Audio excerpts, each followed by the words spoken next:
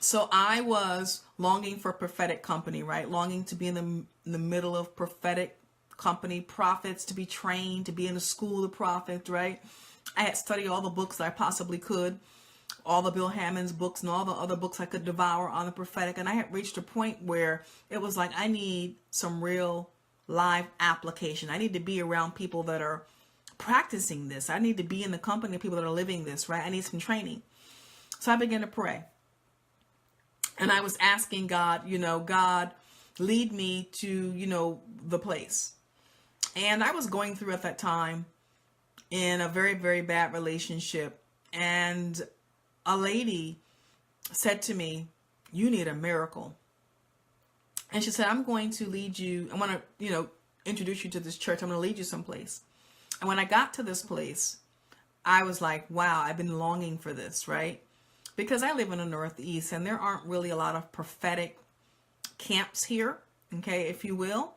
And not a lot of places you can go and really dive deep and into prayer and whatever. And so I began to fellowship at this church. And at the time, the church was in someone's home. And they would leave their house open 24 hours a day, 7 days a week. They had a prayer room that you could come into.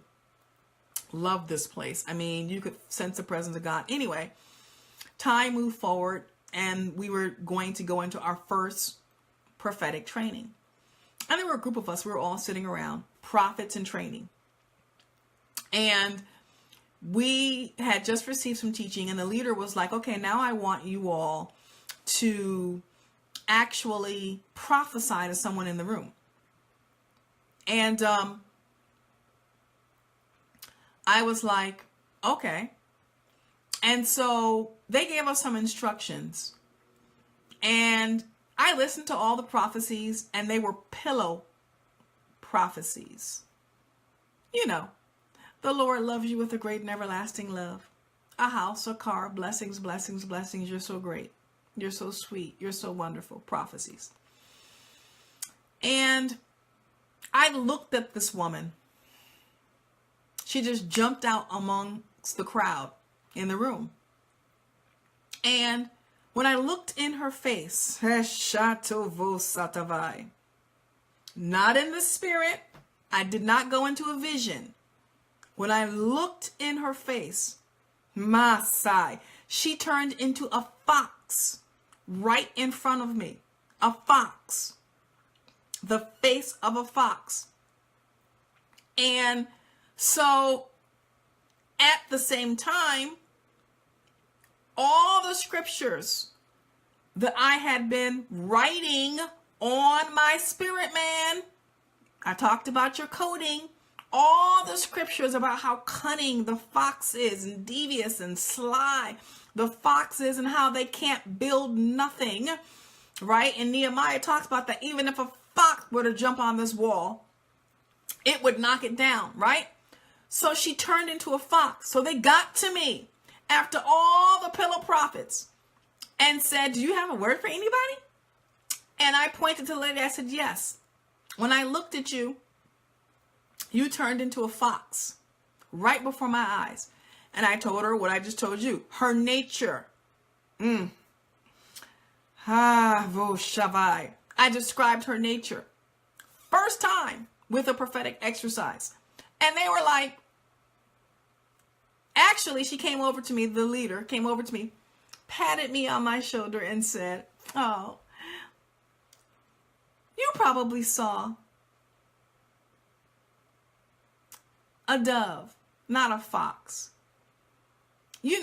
And the scripture, be wise as a serpent, but harmless as a dove. I said, no, I know the difference between a dove and a fox. I saw a fox, not a dove. So what's the point? The first point is don't question what you see.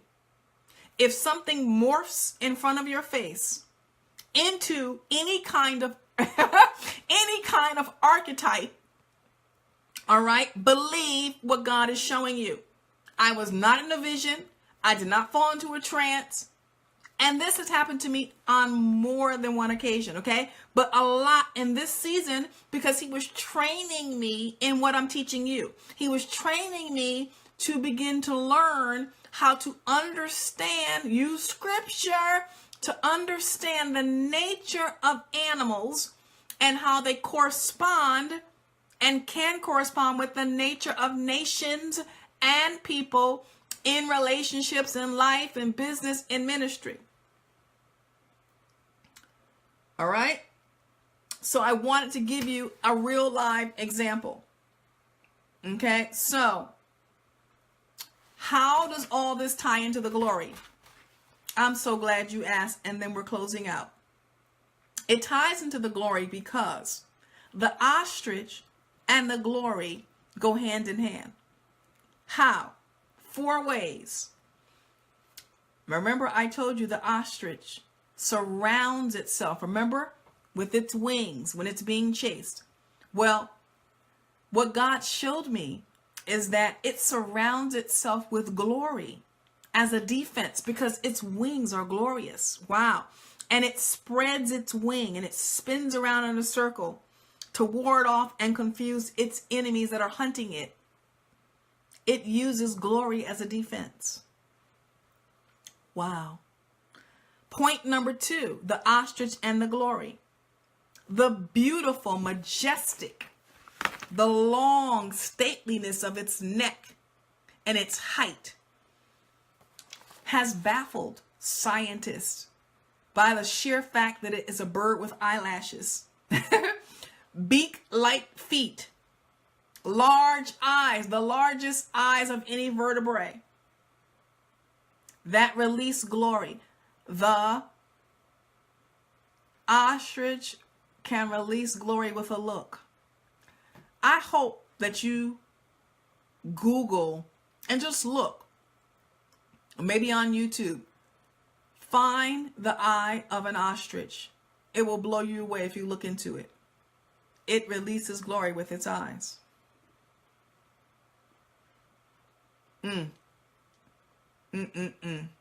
The majesty of its, and wonder, quite frankly, and splendor of the fact that it has uric acid in its bladder and can digest just like a mammal. Okay, it has a full digestive system, and I believe that by design, God did that because it knew that it would eat rocks. Look at the wisdom, the splendor, the majesty of our God, and how it designed this ostrich. The third way that the ostrich parallels to glory is because of the dualism of this beast, this bird. The dualism of the beauty, how beautiful it is, but yet how unwise it is. And it kind of leaves you wondering, right, about it. But then it's very wise in warrior-like ways. And then the fourth reason is that how can an animal be 300 pounds eating rocks and all kinds of other little scraps that it picks up in the desert? Wow. It has the ability, one meaning of glory is wealth. It has the ability to tap into wealthy provision even in the desert with a little bit of food. So, this is the meal that he wanted me to prepare for you all tonight. Okay? Tonight. And it was long, and I prepared you that it would be. Now, are there any questions before I get off and while you have me on? Are there any questions about dreams, interpretation, or anything I covered tonight? And remember, I'm going to put a resource that you can pick up which will help you not only with more tips relative to dream interpretation, but if you need a dream interpreted, because what I have found is the more you have your dreams interpreted by someone who has gained some level of mastery in the area of interpretation, that's how you can begin to be trained, okay, to interpret your own dreams. That's how it happened for me anyway. Okay, and I believe the same holds true for you. Any questions, comments, or anything you want to say before I sign off tonight? Thank you again for hanging with me tonight, Michelle and Vanessa. I appreciate you. Anything?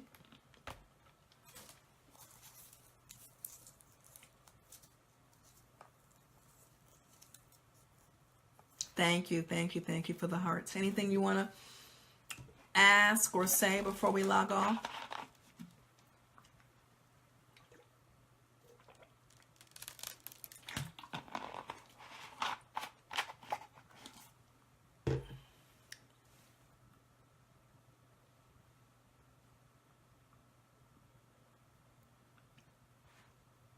Oh, you're welcome. You're welcome. You're welcome.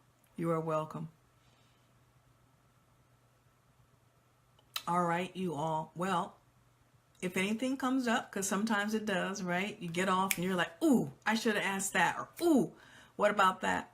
Okay, so if something comes up, you can come right back here to either part 1 or part 2 and post your question, or at some other point in time. Okay, it doesn't have to be tonight. It could be tomorrow, whenever.